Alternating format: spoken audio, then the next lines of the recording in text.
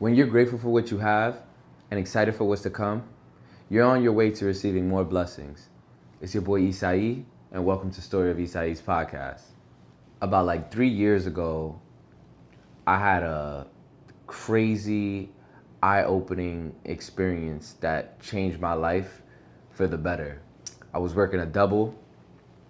I was doing security / concierge for Cartier and like Fifth Avenue.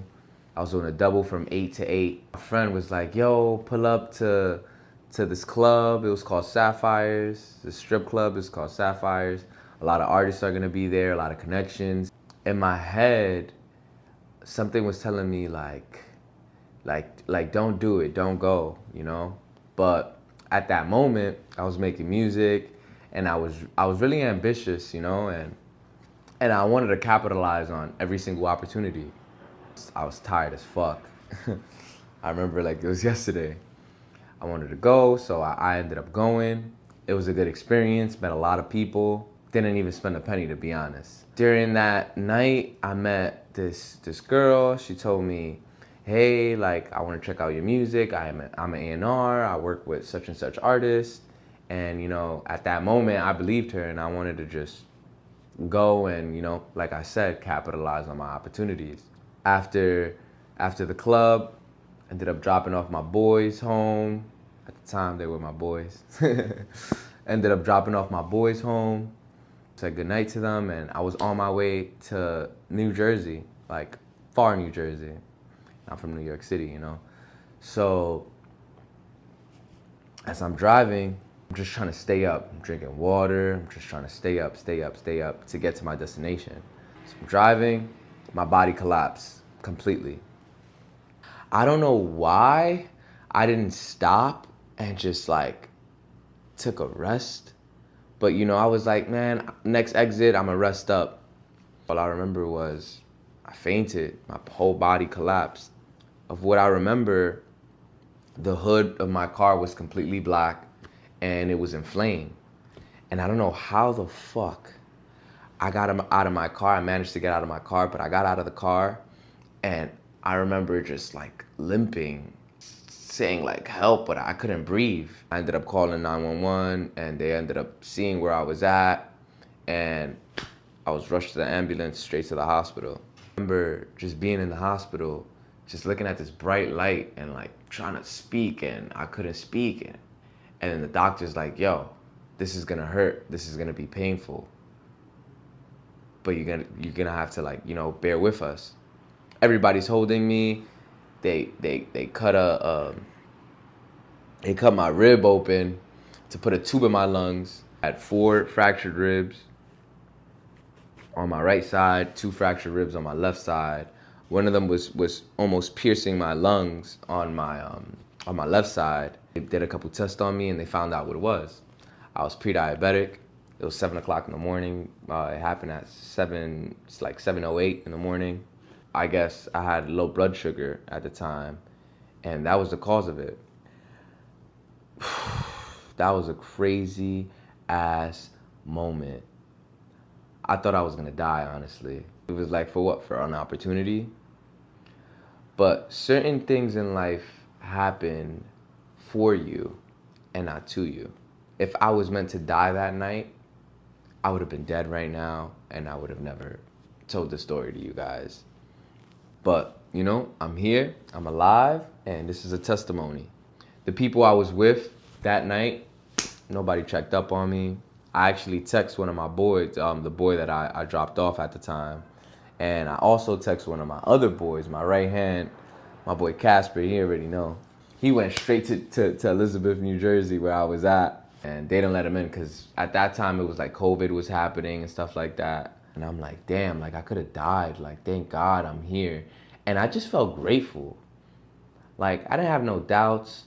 I didn't have no stress. I was just grateful that I was alive and grateful that I could actually see.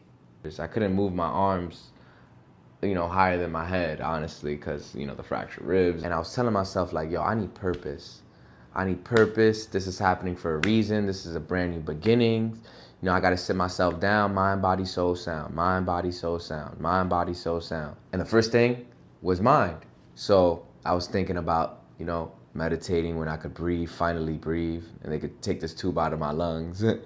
I was thinking reading books, get my mind right. To be honest, if I was looking at the facts of it, I was in a very, very, very, very fucked up and dark place. My car was completely totaled. I had no way of driving. I mean, to be honest, I had PTSD of driving too. I just survived, and now I got all these problems, but I'll always tell myself, God got away from me. God got away from me.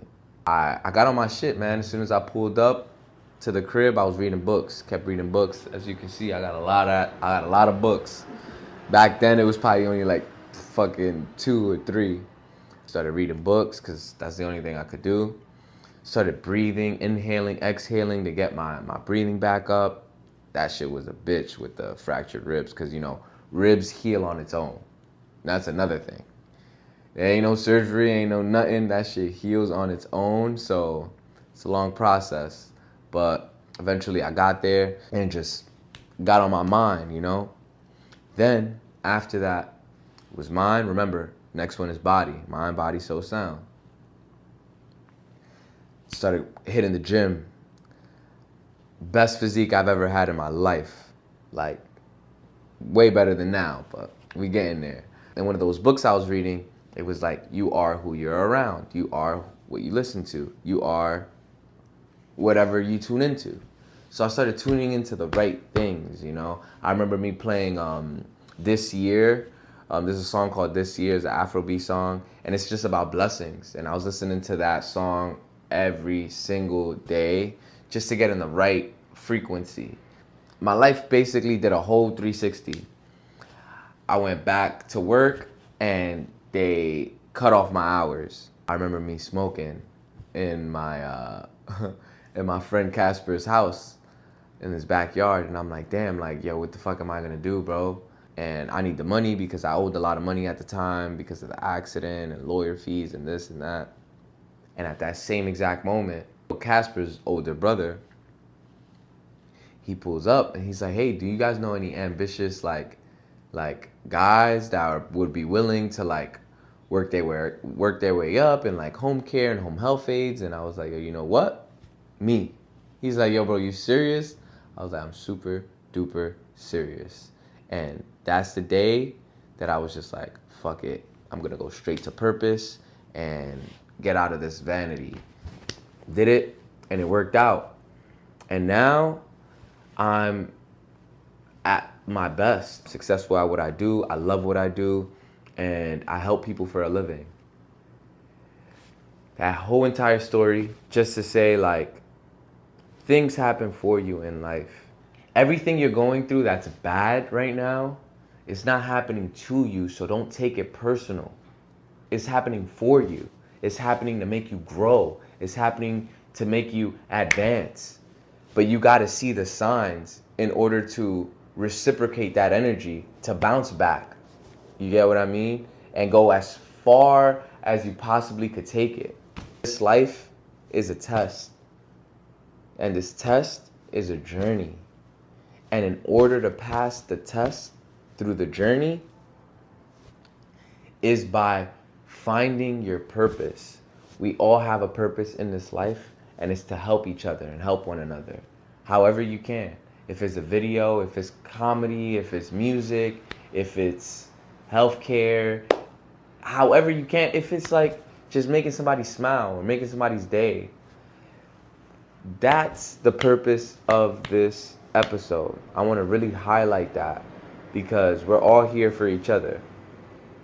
Think about it. If we weren't here for each other, then you would be in this world alone, and that shit would be fucking whack.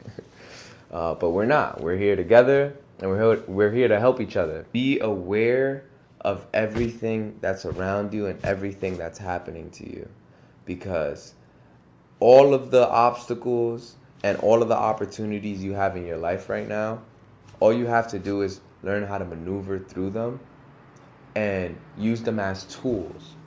Use them as motivation.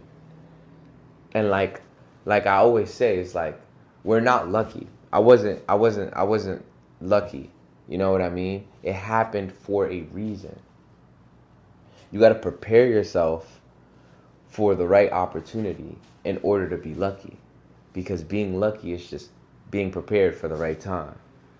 And if you're prepared for the right time to bounce back, then that's your golden ticket to be successful. That's your golden ticket to take it to the next level. You know what I mean? And that's what I want to highlight on this episode. You always got to turn pain into purpose, pain into progress.